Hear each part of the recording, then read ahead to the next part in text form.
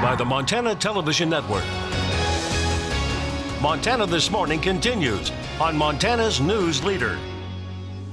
The manhunt for a gunman who killed 4 people at a Waffle House in Tennessee is underway. I'm Hannah Doba with the latest on the investigation and more on the customer turned hero.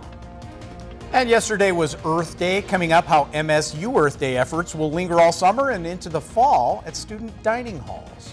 Good morning to you. Welcome to your rather soggy, snowy, wet Monday morning.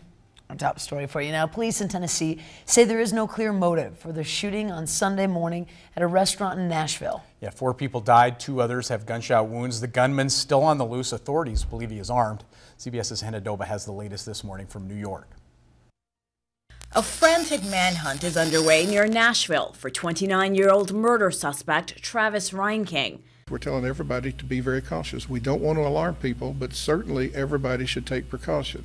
Police say Reinking was half naked when he opened fire with an AR-15 assault rifle in a Waffle House parking lot early Sunday morning.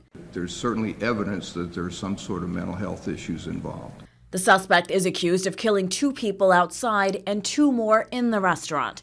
A customer, now being hailed as a hero, wrestled away the shooter's weapon. He started kind of wrestling for it and scuffling and fighting for it.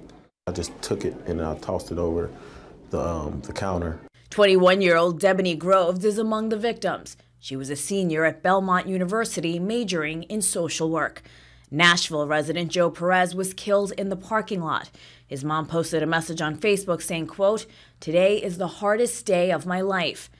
Reinking was known to authorities. The Secret Service arrested him last year for being in a restricted area near the White House. His guns were confiscated and given to his father for safekeeping, but he has now acknowledged giving them back to his son. Hannah Doba, CBS News. Now, U.S. Representative Jim Cooper, whose district includes Nashville, said in a statement that the shooting shows the need for tighter restrictions on widespread civilian access to military-grade assault weapons.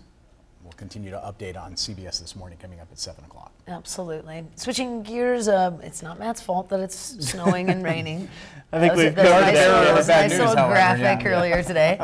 Yeah, temperatures right now cool enough that we are seeing snow mixing with rain for parts of the area, and it really depends on where you are, where you're seeing some of the higher amounts above 5,000 feet. But most of the valley dealing with just some snow on the grassy surfaces and a fairly light dusting there. It says you go up in elevation that you're seeing the vast majority of the area dealing with the heavier snow. That means pass level. You may have some snow for Bozeman Pass and Homestake Pass at times today. The wet tarmac there at Bozeman Yellowstone International Airport.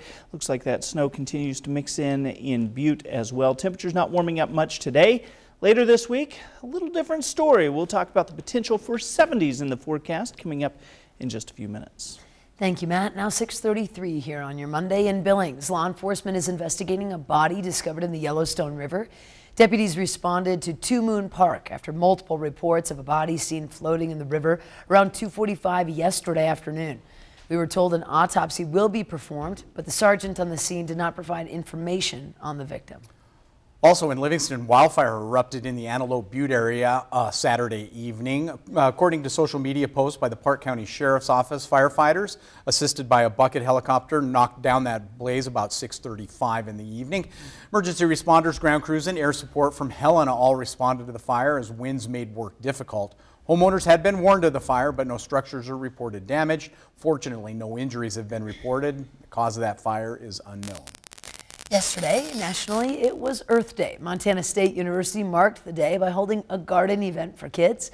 The Earth Day celebration was held at the Town Harvest Garden. It was hosted by MSU's Bounty of the Bridgers Food Pantry as a way to get kids involved. The kids decorated old containers with paint, glitter, and googly eyes, and then they got to either plant seeds in the containers that they made or plant the seeds in the garden.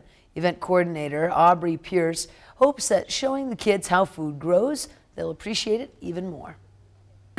Yeah, it's interesting working with kids and brings more to the project. Having that enthusiasm and it's just, you know, they help us get a lot more done. Now MSU will use the produce that the kids plant for food at a student dining hall this summer and this fall. And recycling is a big part of Earth Day celebration, but as MTN's Jill Valley tells us, it takes more than good intentions to actually make a difference. On a sunny day at the Republic Services Landfill in Missoula, big trucks move around tons of trash that we toss each day. Sometimes what workers see here is frustrating when they know a lot of this could and should be recycled. We see it every day. When we're working the landfill, we have to turn a blind eye to it because once it comes through the gate and up there on the deck, we have to handle everything as garbage. Republic Services is using Earth Day as a reminder about recycling and doing it the right way. There's sort of this concept that we refer to as wishful recycling, and that's what we're so excited about recycling. We want to put things into the curbside program that don't belong. Glenda Bradshaw tells us half of what ends up here could go into curbside recycling.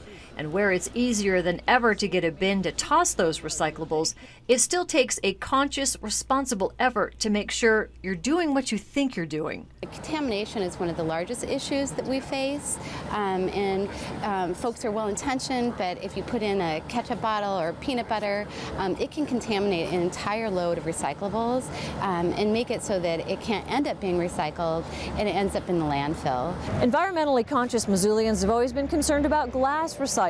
Glass actually takes up a very small percentage of what ends up in the landfill, and it ends up pulverized into sand anyway. It's the other stuff we need to take a closer look at. Some 30% of the trash that ends up here is household-generated green waste, much of which can be recycled. It's more important than ever now that China isn't buying plastics the way it used to. China was the largest single purchaser of residential recyclables in the world.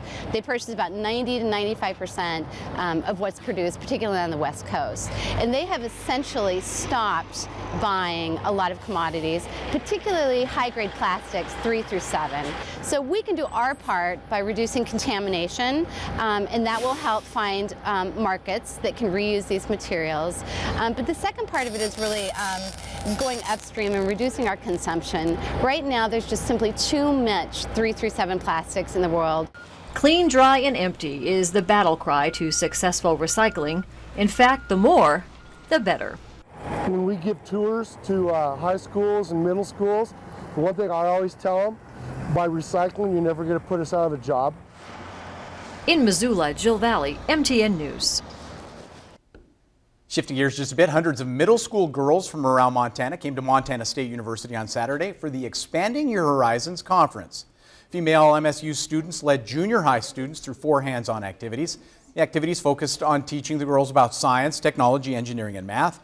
The Build Your Future in Architecture activity allowed students to learn about different building designs and structures, wooden blocks, plastic connectors, and their own imagination to make one-of-a-kind creations. 7th grade student Bella Smith from Terry, Montana, says events like this open the door for kids like her to learn in a different way.